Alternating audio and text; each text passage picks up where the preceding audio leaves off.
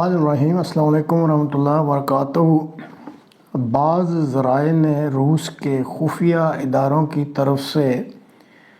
کچھ ایسی اطلاعات لیک کی ہیں کہ روس چاہتا ہے کہ وہ یوکرائن کی جنگ کو سردیوں کے موسم تک لے جائے۔ اکتوبر کے اختتام پر یہ جو مہینہ چل رہا ہے، جنگ کے علاقہ میں جو ٹیمپریچر ہے وہ -2 تک جانے کی فورکاسٹ ہے۔ یہ ٹیمپریچر نومبر میں -4 ہو جائے گا، دسمبر میں -8، جنوری میں -10، فروری میں -10 اور پھر مارچ میں -5 تک رہے گا۔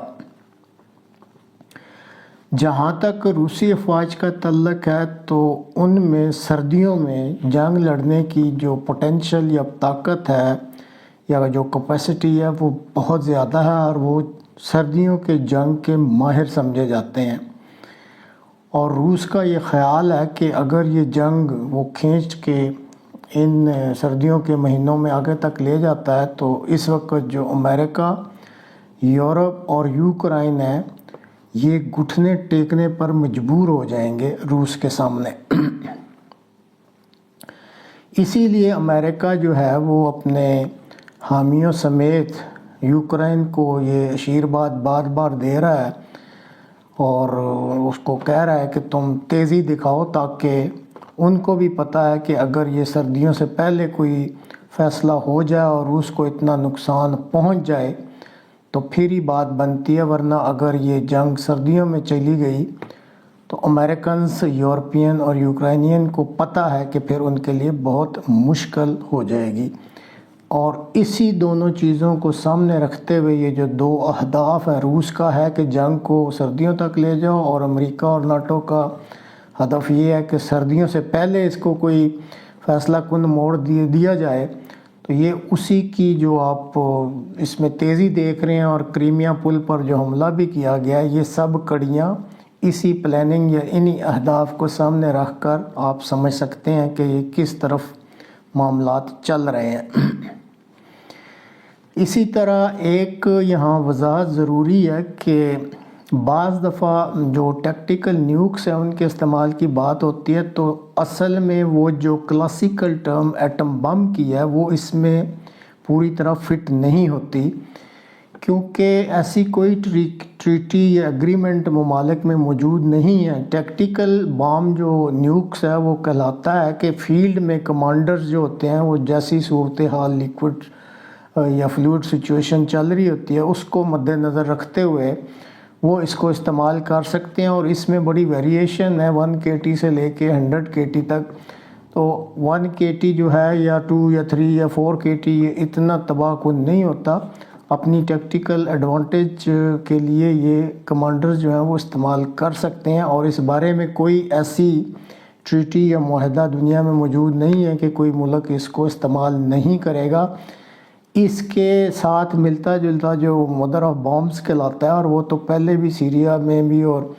کچھ کہتے ہیں کہ افغانستان میں بھی تورا بورا میں امریکہ نے بھی استعمال کیا، اور سیریا میں رشیا نے بھی استعمال کیا، وہ بھی تقریباً اتنی ہی تباہی پھیرتے ہیں،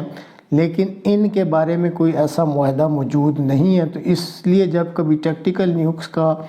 ذکر کیا جائے یا حوالہ دیا جائے تو اس کو ایسے ہی سمجھا جائے جیسے کہ یہ ایک بڑی ہائی کیپیسٹی کا کنونشنل بام ہے،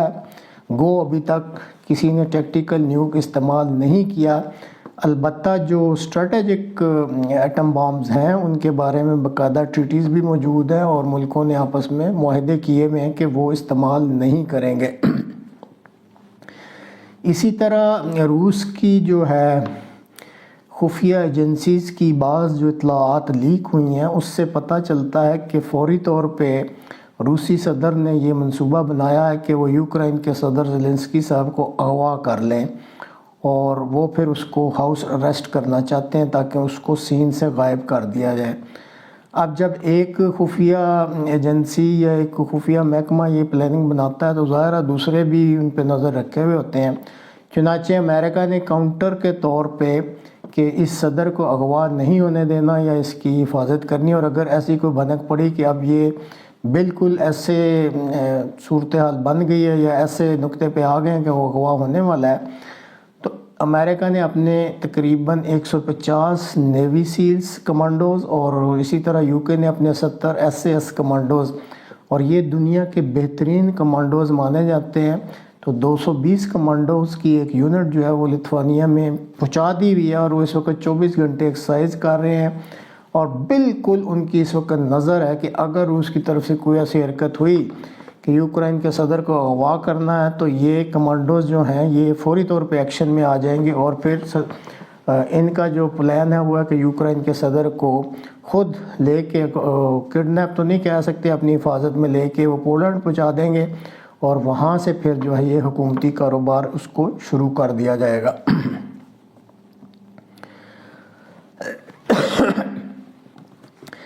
امریکی حکومت نے اپنے طور پہ وہ چاہے جو بھی بیان دیتے رہیں، لیکن جو خبر نکلی ہے وہ یہ ہے کہ بہت بڑی تعداد میں جو اینٹی ریڈیشن ڈرگز ہیں وہ خرید لی ہیں۔ اب یہ اسی وقت خریدی جاتی ہیں جب کہ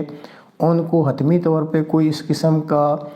یا تو انڈیکیٹر ملا ہے یا کوئی خطرہ محسوس ہو رہا ہے کہ یہ معاملہ آگے چل سکتا ہے، اور اسی طرح پھر انہوں نے یہ جو پریکاشنز ہوتے ہیں یا احتیاطی تدابیر ہوتی ہیں، ریڈیشن یا تابکاری کا جب حملہ ہو تو تابکاری سے جو بچنے کے لیے اقدامات ہوتے ہیں ان کے انہوں نے بڑے بڑے پوسٹرز لگا کے،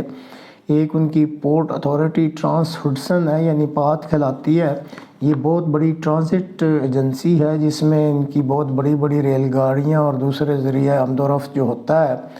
وہ کئی بڑے شہروں میں یہ چلاتے ہیں، تو ان پہ انہوں نے بڑے بڑے پوسٹرز آویزاں کر دیے ہیں اپنے عوام کی آگاہی کے لیے کہ اگر کوئی ایٹمی حملہ ہوتا ہے تو آپ نے تابکاری سے جو بچنا ہے اس کے لیے آپ نے کون کون سے اقدامات اٹھانے ہیں۔ کینیڈا اور آسٹریلیا نے آج اپنی تربیتی ٹیمیں جو پولینڈ بھیج دی ہیں، اور انہوں نے پیشکش کی ہے جو کہ یوکرائن نے مان لی ہے کہ جو جدید ہتھیار یوکرائن کو دے رہے ہیں ان کی انہوں نے تربیت یوکرائن فوجیوں کی کرنی شروع کر دی ہے۔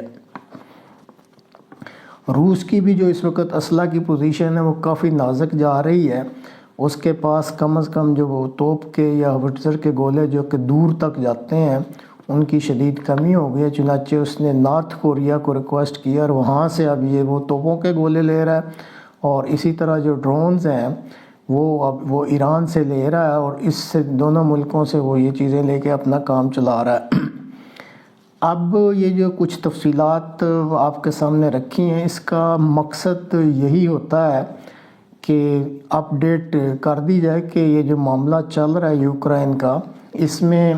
دن بدن جو زمینی حقائق سامنے آتے ہیں اس کو سامنے رکھتے ہوئے پھر صورتحال بدلتی بھی رہتی ہے،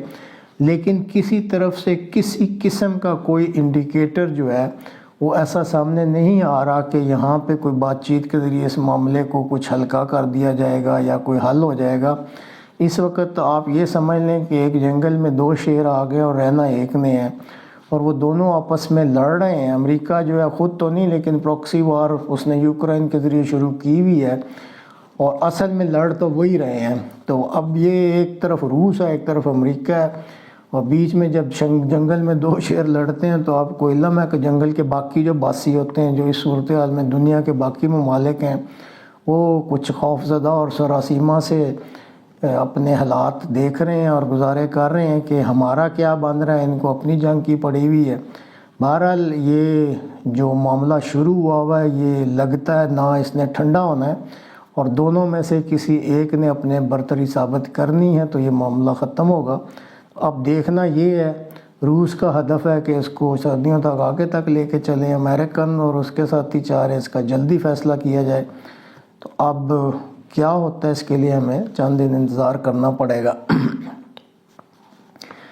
پاکستان کے بارے میں تھوڑی مختصر سی بات کرنی ہے کہ جو اس وقت کے وہاں حالات ہیں، جو انڈیکیٹرز سامنے آ رہے ہیں، تو اس میں کوئی پاکستانی میڈیا اس سے اتفاق نہیں کرتا، اور اکثر جو ہمارے ویورز ہیں وہ بھی اتفاق نہیں کرتے، لیکن اپنا ایک تجزیہ ہوتا ہے۔ تو جو انڈیکیٹرز جس کو میں اپنے نقطہ نظر سے دیکھتا ہوں، بہت ممکن ہے یہ غلط بھی ہو، لیکن مجھے ایسے لگ رہا ہے کہ ملک میں بہت جلد سیمی مارشل لاء یا ایمرجنسی جو ہے اس کا نفاذ ہونے جا رہا ہے۔ انڈیکیٹرز اس طرف جا رہے ہیں۔ آپ دیکھیں کہ 5 لیفٹیننٹ جنرلز ہیں جنہوں نے نومبر میں ریٹائر ہونا ہے، اور اس کی جگہ موجودہ چیف صاحب نے 12 لیفٹیننٹ جنرل جو پروموٹ کر دیے ہیں۔ یہ جو کامران تصوری صاحب ہیں جن کو سندھ کا گورنر بنا دیا گیا ہے، یہ بھی ایک انڈیکیٹر ہے۔ آپ بے شک کسی وقت ان کی تفصیلات جہاں سے آپ کو مل سکتی ہوں آپ حاصل کر کے پڑھ لیں کہ ان کی شخصیت کیا ہے اور ان کو کیوں سندھ کا گورنر بنایا گیا ہے۔ پھر حمزہ اور شہباز شریف کو کرنا، نواز شریف کو تھا ہر مقدمے سے بری، لیکن حمزہ اور شہباز شریف کو بری کر دیا گیا۔ یہ بھی ایک خاص سوچ ہے اور تھنکنگ جا رہی ہے کس طرف، یہ بھی ایک انڈیکیٹر ہے کہ آئندہ کیا ہونے والا ہے۔ اور پھر سب سے بڑی بات جو تھوڑا سا وہ حیران کن تھی کہ چیف آف آرمی اسٹاف نے جو موجودہ جنرل باجوہ صاحب ہیں، انہوں نے اگلے دنوں پاکستان ملٹری اکیڈمی میں جو پاس آؤٹ ہونے والے افسران ہیں ان سے خطاب کیا۔ یہ ایک بہت ہی آپ کہہ لیں کہ پاکستان کی جو فوج ہے اس کے نقطہ نظر سے یہ ایک بہت اہم جو ہے وہ ایونٹ ہوتا ہے، اور عام طور پہ اس ایونٹ میں جو مہمان خصوصی ہوتے ہیں وہ اپنا ایک پالیسی بیان دیتے ہیں۔ تو امید کی جا رہی تھی کہ اس موقع پر وہ جنرل باجوہ صاحب کچھ شکریہ ادا کریں گے، کیونکہ اس موقع پہ بہت سارے ممالک کے نمائندے بھی ہوتے ہیں اور بعض ممالک کے کیڈٹس بھی ہوتے ہیں جو اس وقت پاس آؤٹ ہو کے افسرز بن رہے ہوتے ہیں۔ تو ایسے موقعوں پہ پھر ایک لانگ ٹرم پالیسی بیان دیے جاتے ہیں۔ تو یہ امید کی جا رہی تھی کہ جنرل باجوہ صاحب اس موقع پہ اپنا پلان بتائیں گے کہ جی اگلے 2 مہینوں میں وہ اب سبکدوش ہو رہے ہیں 42 سال نوکری کرنے کے بعد، اور وہ کچھ شکریہ ادا کریں گے ان ممالک کا جو یہاں پہ کیڈٹ بھیجتے ہیں۔ اسی طرح جو سفراء یا سفیر بیٹھے ہوتے ہیں ان کے ممالک کا شکریہ ادا کریں گے، اور اپنے جو کولیگز بہت سارے جنرلز وہاں آتے ہیں، لیکن کسی قسم کی کوئی جو ہے وہ چون چراں اس معاملے میں نہیں کی گئی۔ تو یہ بھی ایک بہت بڑا انڈیکیٹر سامنے آ رہا ہے کہ ان کے دماغ میں اس وقت کیا چل رہا ہے۔ بہرحال جو یہ باتیں کی ہیں آپ کے سامنے، ان سے تو کہیں سے بھی نہیں لگ رہا کہ وہ اگلے مہینے جو ہیں وہ ریٹائر ہو رہے ہیں۔ اور جو لوگ کہہ رہے ہیں کہ جی سب اچھا ہے اور سب کچھ سموتھلی نومبر میں ہو جائے گا، یہ انڈیکیٹرز کہہ رہے ہیں کہ ایسا کچھ اچھا نہیں ہے۔ اب جو صورتحال بنتی لگ رہی ہے وہ یہ ہے کہ عمران خان بھی جو ہیں وہ، بہرحال سب لوگ گیمز کھیلتے ہیں اس ملک میں، سیدھا سادہ کوئی بھی نہیں ہوتا۔ وہ اپنی کال جو ہے جو بھی انہوں نے لانگ مارچ کرنی ہے یا جو بھی کہہ رہے ہیں اس کو آپ کے سامنے لمبا ہی کرتے جا رہے ہیں، اور کب دیتے ہیں وہ تو یہ لگتا ایسے ہے کہ ان کی جب کال آئے گی تو اس میں پھر حالات اس نہج پر آ جائیں گے کہ جیسے ابھی کہا ہے کہ اس ملک میں یا تو پھر ایک بڑی شدید قسم کی ایمرجنسی نافذ کی جائے گی یا سیمی مارشل لاء قسم کی کوئی اقدامات اٹھائے جائیں گے، اور بہت ممکن ہے اگر حالات بہت ہی زیادہ خراب ہوں تو جیسے ماضی میں ہوتا رہا ہے، پھر قوم ٹی وی کے آگے بیٹھی ہوگی تو اس طرح کی کوئی آواز آئے گی، ہم وطنوں السلام علیکم۔ اب دیکھتے ہیں کہ اگلے چند دنوں میں یہ جو ہے تجزیے کیے ہیں، کیا اس کے مطابق کچھ چیز سامنے آتی ہے نہیں۔ بہرحال ہم انتظار کرتے ہیں۔ یہ ایک نقطہ نظر تھا جو آپ کے سامنے پیش کرنا مقصود تھا۔